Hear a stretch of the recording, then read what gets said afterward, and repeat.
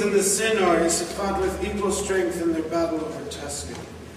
Such is the rumor, sir. I don't doubt the truth of it.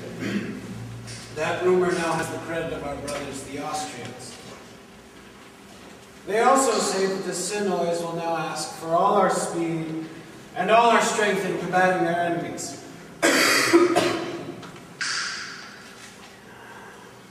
Austria now asks that we send you no help.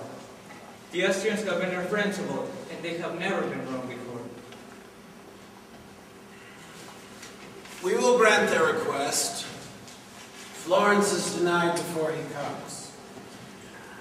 However, issue a statement to the lords that any who wish to participate in this Tuscan affair may do so. War abroad will serve as good practice for the armies of our nobles. They have been idle for too long, and they long for battle. In this way they will not fight against themselves, amongst themselves. Who is that who comes here? It is Bertram, the young Count of Russia, my daughter. You look like your father. May you grow to be as great as a man as he was. Welcome to Paris. My thanks and duty are yours, Your Majesty. I wish that I was as fit and healthy now as I was when your father and I were soldiers together. He went far as a soldier and was ever the student of the greatest of commanders. He kept at it longer than I did, but obviously time caught up with both of us. When he was younger, your father was just as funny and sarcastic as any of the men in my court.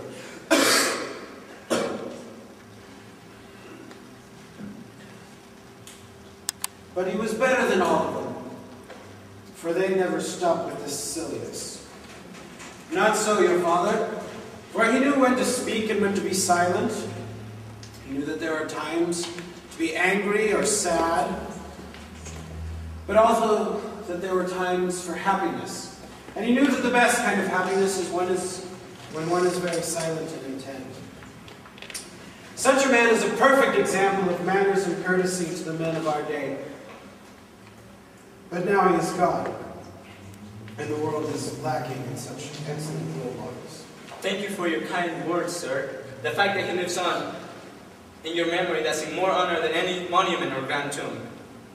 My lord, my king, you perhaps could live to be as strong and as healthy as you were in your younger days, if you would let the doctors treat you.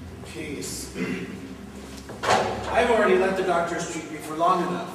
Since they've been unable to cure me, I see no point in wasting any more of my time. Although, if that one doctor from your father's world, Gerard de Narbonne, were still alive, I would let him treat me. But now he too is gone, and there is no one who possesses his knowledge.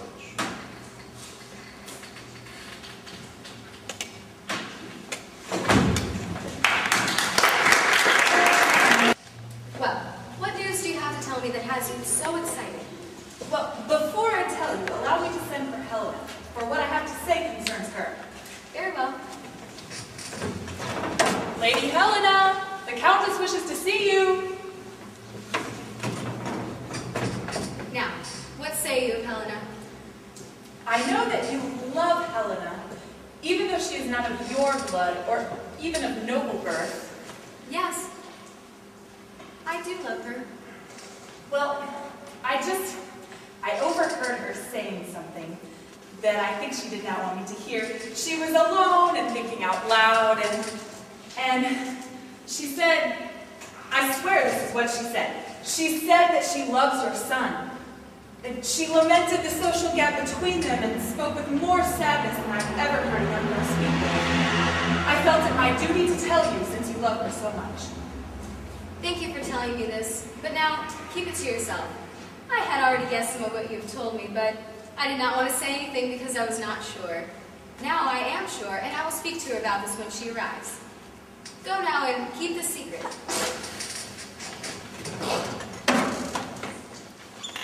Helena sounds exactly like me when I was her age.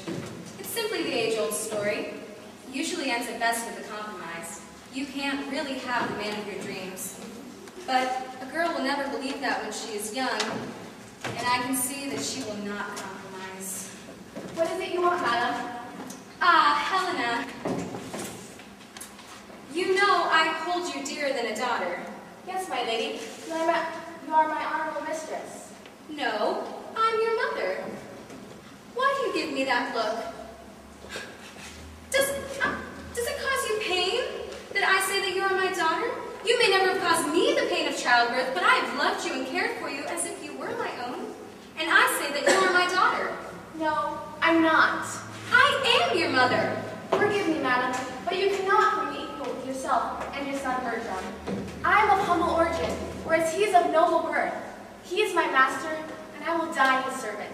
He must not be my brother. Nor I your mother? You have been and always will be a mother to me, and I wish you were my real mother. But then that would make me sister to Bertram.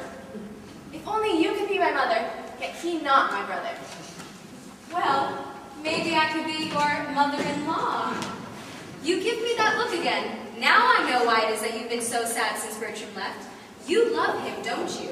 Please forgive me. Do you love my son? Please forgive me, my Do you love my son? Well, don't you love him, my lady? Don't avoid the question. My love has gone, the entire world can see. I am his mother. Tell me the truth, dear Helena. I confess, I do love him. I love him more than the air and the light. I am poor, but honest, and so is my love. Do not be offended, my lady, for it does not hurt him that I love him. And I do not wish to be presumptuous. I do not want to have him until I can deserve him. But I still love, and hoping against hope that I will somehow be lifted above my birthplace and become worthy of him.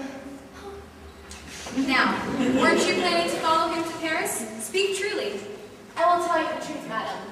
I have been studying my father's papers, and have found a way that I might be able to cure the king. That is why I wish to go to Paris. Did you have any other motives? Speak. It was your son who gave me the idea. If he would not have gone to Paris, I probably would not have thought of curing the king.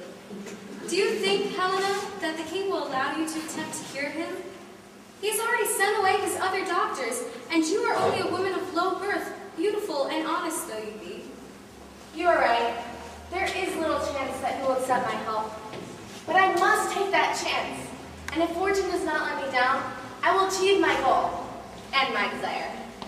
Do you really think you can do this? Oh yes, my lady, wholeheartedly. And Helena, I will allow you to go. Go, be swift, honest, and fortunate. I will stay here and keep the house until you return with honor and hopefully a husband. I will give you anything